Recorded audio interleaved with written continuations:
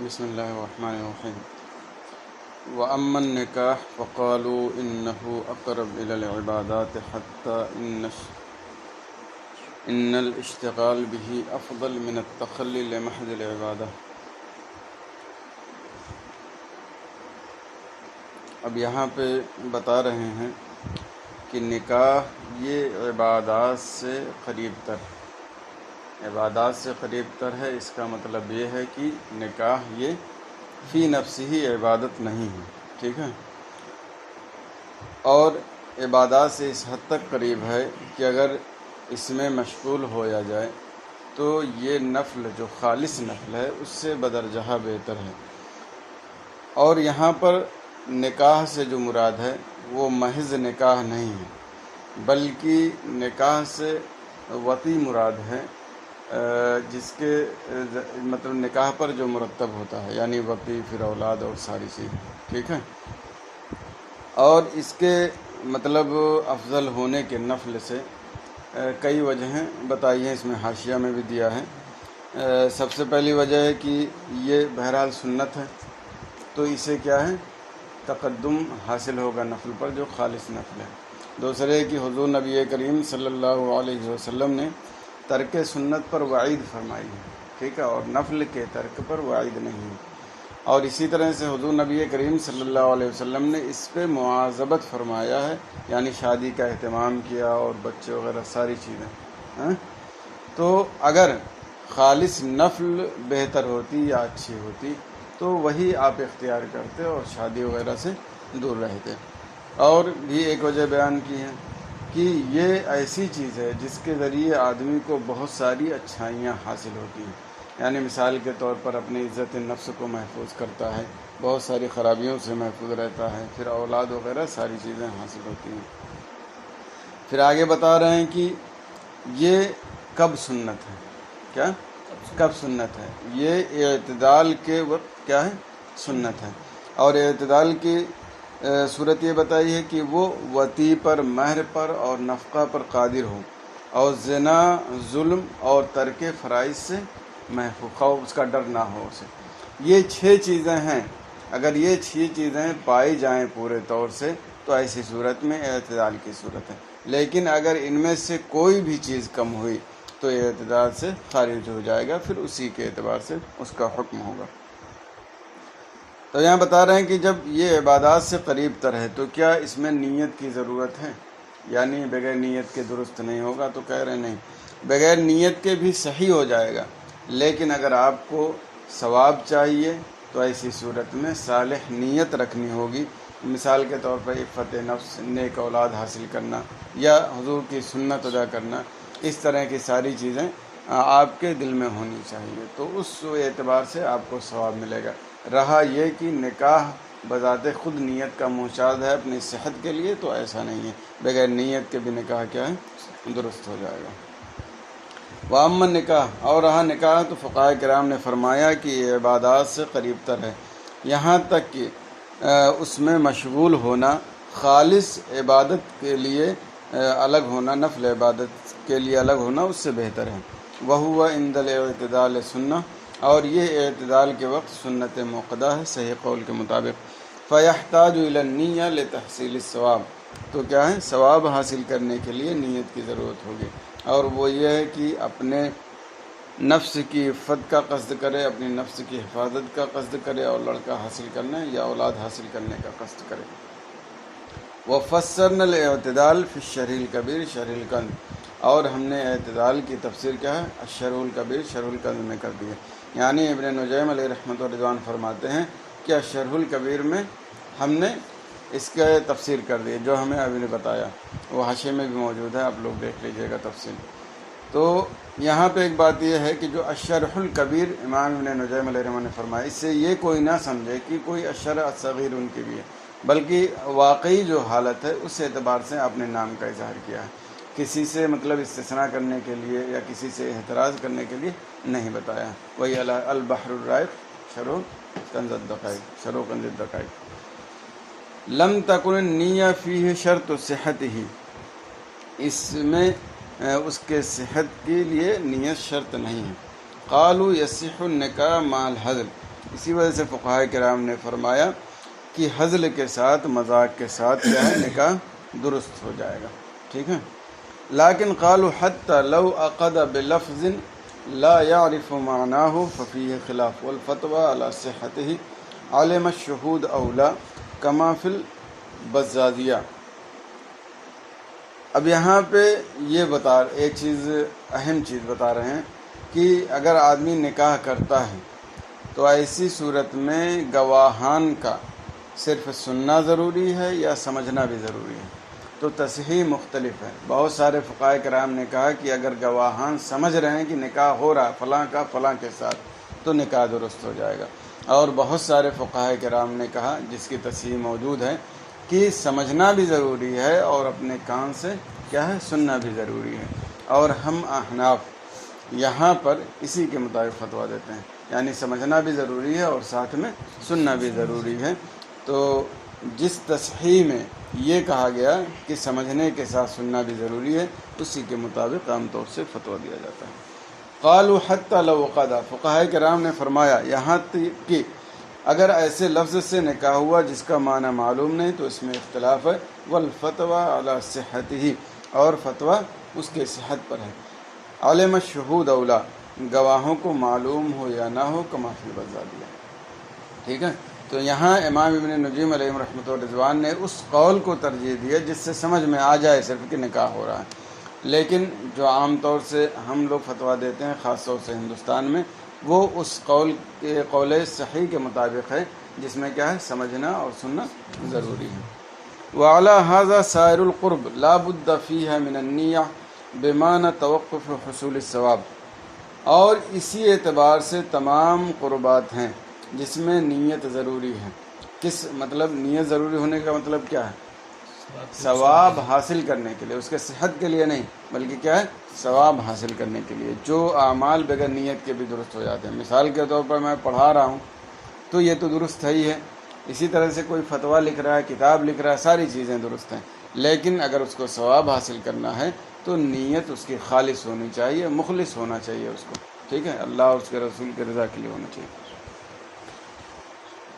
بمعنی توقف حصول ثواب، اس معنی کر کہ اللہ تبارک و تعالیٰ کی جانب اس کے ذریعے تقرب کے قصد پر ثواب کے حصول کے موقوف ہونا، جیسے تعلیم دینا، فتویٰ دینا اور کتاب لکھنا۔ تو اس طرح کے جتنے قربات ہیں، یعنی جو فی نفسہ عبادت نہیں ہیں، ٹھیک ہے، یا کہہ لیجیے قربات ہیں جس میں بغیر نیت کے ساری چیزیں درست ہو جاتی ہیں، اس میں کیا ہے، حصول ثواب کے لیے نیت ضروری ہے، باقی صحت کے لیے نیت کیا ہے، ضروری نہیں۔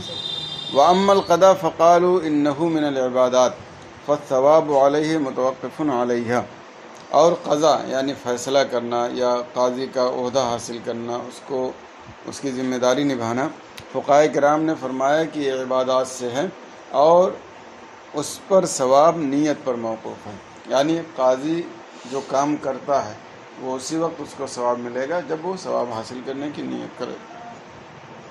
وَكَذَلِكَ إِقَامَةُ الْحُدُودِ وَالتَّعَازِيرِ، اسی طرح سے حدود اور تعازیر کا قائم کرنا۔ وَكُلُّ مَا يَتَعَاطَاهُ الْحُكَّامُ وَالْوُلَاة، اور حاکم اور والی حضرات جو کچھ بھی کام کرتے ہیں، یعنی جتنی ان کی ذمہ داریاں ہیں وہ سارے کریں گے، درست ہوگا، لیکن ثواب حاصل کرنے کے لیے خالص نیت ضروری ہے۔ وَقَضَى تَحَمُّلُ الشَّهَادَةِ وَأَدَاؤُهَا، اسی طرح گواہ بننا اور گواہ کا ادا کرنا، یعنی اگر کوئی گواہ بنتا ہے پھر گواہی ادا کرتا ہے تو وہاں پر کیا ہے، ثواب حاصل کرنے کے لیے نیت ضروری ہے، ورنہ بذات خود وہ درست اور صحیح ہے۔ وَأَمَّا الْمُبَاحَاتُ فَإِنَّهَا تَخْتَلِفُ صِفَتُهَا بِاعْتِبَارِ مَا قُصِدَتْ لِأَجْلِهِ، اور رہے مباحات تو یہ اس کی صفت اس کے اعتبار سے مختلف ہوتی ہے جس کا قصد کیا گیا ہے۔ تو مباحات بذات خود کیا ہے، وہ جائز ہیں، آپ کر سکتے ہیں، کریں تو بہتر، نہ کریں تب بھی کوئی بات نہیں، یعنی آپ کو اختیار ہے، کریں تو صحیح، نہ کریں تب بھی کوئی بات نہیں۔ لیکن اب اگر اس سے آپ نے نیک نیتی سے آپ نے اس کے ذریعے اللہ کی رضا چاہی تو ایسی صورت میں وہ عبادت ہو جائے گی اور اس کے ذریعے کیا ہے، آپ کو ثواب ملے گا۔ اور مباحات تو اس کی صفت جس مقصد جس کام کا قصد کیا گیا ہو اس کے اعتبار سے مختلف ہوتا ہے۔ تو جب اس سے طاعت پر تقوی حاصل کرنا مقصود ہو یا طاعت تک پہنچنا مقصود ہو تو وہ عبادت ہوگی، جیسے کہ کھانا، سونا، مال کا حاصل کرنا، وتی کرنا۔ تو یہ ساری چیزیں کیا ہیں؟ مباح ہیں، آپ کو اختیار ہے آپ کریں یا نہ کریں، لیکن اگر آپ نیت صالح رکھیں گے تو ایسی صورت میں وہ عبادت ہوگی اور آپ کو ثواب ملے گا۔ تو جتنی مباحات ہیں اگر آپ اس پر خالص نیت کر لیں، بہتر نیت کر لیں تو وہ عبادت ہو کر آپ کو ثواب ملے گا۔ تو ایک چیز یہاں پہ وہابیوں وغیرہ سے جیسے معاملہ ہوتا ہے تو وہ کہتے ہیں کہ یہ شریعت کا معاملہ ہے، اور ہم لوگ توسل وغیرہ پہ استدلال کرتے ہیں کہ بہت ساری نئی چیزیں ایجاد ہوئیں، جیسے جہاز ہے، بہت ساری چیزیں، ٹھیک ہے، تو وہ کہتے ہیں یہ عبادات سے نہیں ہے۔ تو حقیقت ہے ان کو کہا جائے کہ ایک مسلمان کیا ہے؟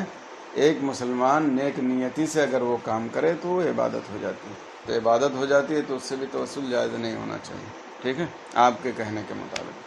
ہاں اگر نیت نہ کرے تو ٹھیک ہے، لیکن ایک مسلمان سے تو ہم یہی سمجھیں گے کہ اس نے یہ بنایا ہے، اس نے یہ کیا ہے، یا اس سے ہم مدد حاصل کر رہے ہیں تو وہ نیک نیتی پر ہی کیا ہوگا، اللہ اور اس کے رسول کی رضا کے لیے، ٹھیک ہے۔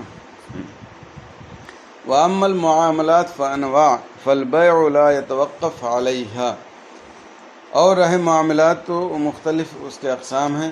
ایک بیع ہے جو نیت پر موقوف نہیں، اور اسی طرح اقالہ ہے اور اجارہ ہے، ٹھیک ہے، یعنی یہ ساری چیزیں کیا ہے؟ نیت پر موقوف نہیں، بغیر نیت کے بھی کیا ہے؟ درست ہو جائیں گی، اور بہتر نیت ہے، اچھی نیت ہے تو ثواب میں ملے گا۔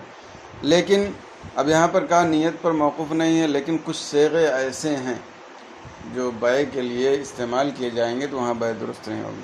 تو یہ نہ سمجھیں لوگ کہ کیسے بھی جیسے بھی آدمی بیع کرے گا یا کرے، وہ نیت کرے یا نہ کرے، جو بھی جملہ استعمال کرے اس مطلق سے یہ سمجھیں کہ وہ درست ہو جائے گی۔ اب اس کو استثناء کر کے بتا رہے ہیں۔ لیکن قالوا ان عقد بمضارع لم يصدر بسوف او السين توقف على النية فإن نوى به الإيجاب للحال كان بين وإلا لا، لیکن فقہاء کرام نے فرمایا اگر ایسے مضارع سے عقد کیا جو سوفا یا سین سے صادر نہ ہو تو وہ نیت پر موقوف ہے، تو اگر اس سے حال کے لیے ایجاب کی نیت کی تو یہ بیع ہوگی ورنہ بیع نہیں ہوگی، ٹھیک ہے۔ یعنی اگر کسی نے مضارع کا صیغہ استعمال کیا بیع میں تو ایسی صورت میں اگر اس نے حال کی نیت کی ہے، یعنی موجودہ فوراً کی میں بیع کر رہا ہوں، تو ایسی صورت میں وہ بیع درست ہوگی ورنہ درست نہیں ہوگی۔ کیوں؟ کیونکہ جو مضارع کا صیغہ ہوتا ہے وہ حال کا بھی احتمال لگتا ہے اور استقبال کا بھی احتمال لگتا ہے، اس لیے وہاں پر تعین لازم ہے، یعنی مزاحم جب موجود ہے تو تعین لازم ہے، لہذا جس نے نیت کر لی حال کی تو وہ فوراً درست ہو جائے گا۔ لیکن بعض علماء نے کہا کہ یہاں پر نیت کی بھی ضرورت نہیں، یعنی حال عام طور سے وہ مضارع صیغہ جو ہوتا ہے وہ حال ہی کے لیے استعمال ہوتا ہے۔ تو دوسرے علماء نے کہا کہ اگر ایسا ہے کہ کسی جگہ پر وہ حال ہی کے لیے استعمال ہونا مشہور ہے، یعنی مستقبل کا معنی اس میں نہیں استعمال ہوتا ہے، تو ایسی صورت میں اگر اس نے مضارع کا صیغہ استعمال کیا تو وہ بیع بھی درست ہو جائے گی، کیونکہ یہاں مزاحم جو ہے کالعدم کی منزل میں چلا گیا، ٹھیک ہے۔ ان عقد بمضارع، اگر ایسے مضارع کے صیغے سے عقد کیا جو سوفا یا سین کے ذریعے نہیں صادر ہوا تو وہ نیت پر موقوف ہے، تو اگر ایجاب کی نیت کی فوراً تو وہ بیع ہوگی، سے درست ہوگی ورنہ نہیں۔ بخلاف صیغۃ الماضی فإن البیع لا يتوقف علی النیہ، برخلاف صیغہ ماضی کے تو بیع اس کے ذریعے نیت پر موقوف نہیں ہوگی، یعنی اگر بیع شرع کرتا ہے اور اس نے ماضی کا صیغہ استعمال کیا تو وہاں نیت کی ضرورت نہیں، بغیر نیت کے درست ہو جائے گی۔ ہاں مضارع کا صیغہ استعمال کیا اور وہاں پر دونوں کا استعمال مشہور ہے، یعنی استقبال کے لیے بھی استعمال کرتے ہیں اور حال کے لیے استعمال کرتے ہیں، تو وہاں نیت ضروری ہے۔ اور اگر کوئی ایسی جگہ ہے جہاں حال ہی کے لیے مضارع کا صیغہ استعمال کرتے ہیں تو وہاں پر نیت کی بھی ضرورت نہیں ہے، بغیر نیت کے بھی بیع درست ہو جائے گی۔ اب آگے بتا رہے ہیں کہ جب کہا کہ استقبال کا احتمال ہے تو وہاں پر نیت ضروری ہے، تو اب بتا رہے ہیں کہ اگر کوئی ایسا صیغہ استعمال کیا جو مستقبل کے لیے خالص ہو، ہے نا، مطلب کسی چیز کا احتمال ہی نہ ہو، تو خواہ نیت کرے یا نیت نہ کرے اس کی بیع درست اور صحیح نہیں ہوگی۔ جیسے کہے سأبیعک، ٹھیک ہے، یا اس طرح کا کوئی جملہ استعمال کرے جو کیا ہے استقبال کے لیے متعین ہو جائے، یا سوفا کا استعمال کر دے، تو ایسی صورت میں اگر وہ نیت کرے گا تب بھی کیا ہے بے درست نہیں ہوگی۔ وَأَمَّا الْمُضَارِعُ الْمُتَمَحِّضُ لِلِاسْتِقْبَالِ، اور مضارع کا صیغہ جو استقبال کے لیے خاص ہو، فَهُوَ كَالْأَمْرِ، تو وہ امر کی طرح ہیں، لا يصح البيع به، اس کے ذریعے کیا ہے بے درست نہیں ہوگی، ولا بالنیہ، اور نیت کے ذریعے بھی درست نہیں ہوگی، یعنی نیت بھی کرے گا تب بھی کیا ہے بے درست نہیں ہوگی۔ وقد اوضحناه فی شرح القند، اور ہم نے اس کی مزید وضاحت شرح القند میں کی ہے۔ وقالوا لا يصح مع الحزل لعدم الرضا بحکمه معه، اور فقہاء کرام نے فرمایا کہ حزل کے ساتھ بھی بے درست نہیں ہوگی، کیونکہ اس کے حکم کے ساتھ حزل کے ذریعے یا حزل کے سبب کیا ہے رضا نہیں پائی جاتی۔ یہاں پہ کہہ رہے ہیں کہ اگر کوئی شخص مذاقاً بے کرتا ہے یا حزل کے طور پر بے کرتا ہے تو اس کی بے درست ہوگی یا نہیں، تو کہہ رہے ہیں بے درست نہیں ہوگی، اس وجہ سے نہیں کہ نیت نہیں پائے گی، بلکہ اس وجہ سے کہ وہ وہاں پر راضی نہیں ہے۔ وَأَمَّا الْهِبَةُ فَلَا تَتَوَقَّفُ عَلَى النِّيَّةِ، اور ہبہ تو یہ بھی نیت پر موقوف نہیں ہے۔ قالوا لو وهب ممازحا صحت كما فی البزازیہ، فقہاء کرام نے فرمایا کہ اگر مذاق کے طور پر کوئی ہبہ کرے تو ہبہ درست ہو جائے گا، کما فی البزازیہ، جیسا کہ بزازیہ میں۔ لیکن حاشیے میں تھوڑی تفصیل موجود ہے، اور بتایا ہے کہ بزازیہ کی جس عبارت سے یہ استدلال کر رہے ہیں اس سے یہ سمجھ میں نہیں آتا کہ وہاں نیت پر موقوف نہیں ہے، ٹھیک ہے۔ مثال وہاں پہ عبارت اس طرح ہے کہ کسی نے مذاقاً کہا کہ تم مجھے ہبہ کر دو، ٹھیک ہے، کیا ہے، کسی نے مذاقاً کہا تم مجھے ہبہ کر دو، لیکن دینے والے نے جدیاً دیا، یعنی صحیح سمجھ کے مذاق کے طور پر نہیں، تو وہاں دینے والے نے تو مذاق نہیں کیا، تو اس سے یہ نہیں سمجھ میں آتا کہ یہاں نیت ضروری نہیں ہے۔ تفصیل دیکھ لیجئے گا، کما فی البزازیہ، جیسا کہ بزازیہ میں ہے۔ ولیکن لو لقن الہبہ ولم یعرفها لم تصح، اور لیکن اگر ہبہ کی تلقین کی گئی اور ہبہ اس کو معلوم نہیں یا اس کا معنی معلوم نہیں، لم تصح، تو ایسی صورت میں کیا ہے ہبہ درست نہیں ہوگا۔ لا لاجل ان النیہ شرطها، نہ اس وجہ سے نہیں کہ نیت کیا ہے اس کے لیے شرط ہے، وانما هو لفقد شرطها وهو رضا، یہاں پر اس کے شرط مفقود ہونے کی وجہ سے ہے اور وہ رضا ہے۔ یہاں پہ کہہ رہے ہیں اگر کسی کو ہبہ کی تلقین کی گئی اور ہبہ کا معنی اس کو معلوم نہیں ہے کیا ہے اور اس نے دے دیا، تو ایسی صورت میں ہبہ درست ہوگا کہ نہیں، تو کہہ رہے ہیں کہ ہبہ درست نہیں ہوگا۔ تو کہہ رہے ہیں آپ نے پہلے بتا دیا کہ نیت پر موقوف نہیں ہے، تو یہاں ہبہ درست ہو جانا چاہیے، کیا ہے، امام ابن نجیم علیہ رحمہ کے مطابق کیا ہے ہبہ درست ہونا چاہیے۔ تو بتا رہے ہیں کہ یہاں اس وجہ سے نہیں ہے کہ نیت نہیں پائی گئی تو اس وجہ سے ہبہ درست نہیں ہے، بلکہ اس وجہ سے کہ جو شخص ہبہ کر رہا ہے اس کا راضی ہونا ضروری ہے، یعنی اگر کوئی بندہ کسی کو کوئی چیز دے رہا ہے بطور ہبہ تو اس کا راضی ہونا ضروری ہے۔ جب یہاں پر اس کو معنی اور لفظ معلوم ہی نہیں ہے تو اس سے ظاہر سی بات ہے راضی نہیں ہوگا۔ تو نیت نہ ہونے کی وجہ سے یہ ہبہ درست نہیں ہو رہا ہے، بلکہ اس وجہ سے کہ کیا یہاں پر اس کی رضا پائی نہیں جا رہی ہے، ٹھیک ہے۔ وَقَضَى لَوْ أُكْرِهَ عَلَيْهَا لَمْ تَصِحْ بِخِلَافِ الطلاق والعتاق، اور ایسے ہی اگر اس پر مجبور کیا گیا تو صحیح نہیں ہوگا، وجہ یہی کہ وہ اس سے راضی نہیں ہے۔ بخلاف الطلاق والعتاق، برخلاف طلاق اور عتاق کے، فَإِنَّهُمَا يَقَعَانِ بِالتَّلْقِينِ مِمَّنْ لَا يَعْرِفُهُمَا لِأَنَّ الرِّضَا لَيْسَ شَرْطُهُمَا وَلِذَا لَوْ أُكْرِهَ عَلَيْهِمَا يَقَعَانِ، برخلاف طلاق اور عتاق کے، تو یہ دونوں کیا ہیں تلقین سے واقع ہو جائیں گے جو شخص ان دونوں کا معنی نہیں جانتا، کیونکہ ان دونوں کے واقع ہونے کے لیے ان کا معنی جاننا کیا ہے شرط نہیں ہے، اسی وجہ سے اگر ان دونوں پر مجبور کیا جائے تو یہ دونوں واقع ہو جائیں گے، ٹھیک ہے۔ یعنی جب یہاں پہ بتایا کہ ہبہ اس طرح سے تلقین کی صورت میں درست نہیں ہوگا یا مجبور ہونے کی صورت میں درست نہیں ہوگا، تو اب طلاق اور عتاق کے بارے میں بتا رہے ہیں کہ طلاق اور عتاق پر اگر مجبور کیا گیا یا تلقین کی گئی اور اس نے ایسا کہہ دیا تو کیا ہے وہ درست ہو جائے گا، طلاق واقع ہو جائے گی اور آزادی بھی واقع ہو جائے گی۔ ہبہ کی طرح نہیں ہے کہ تلقین سے واقع نہ ہو یا مجبور کیا گیا ہو تو واقع نہ ہو۔ اس کی وجہ یہ ہے کہ حدیث شریف میں ثلاث جدہن جد، کیا ہے، الطلاق، العتاق، الیمین، تو یہ تینوں چیزیں کیا ہے چاہے جدیاً کہے چاہے مذاقاً کہے تینوں صورت میں واقع ہو جائے گی۔ لہٰذا اگر کوئی شخص مذاق کے طور پر یا مجبوراً یا تلقین کی بنیاد پر اس نے طلاق دی یا غلام کو آزاد کیا تو ایسی صورت میں کیا ہے طلاق واقع ہو جائے گی اور آزادی بھی متحقق ہو جائے گی۔ بس رحمہ اللہ۔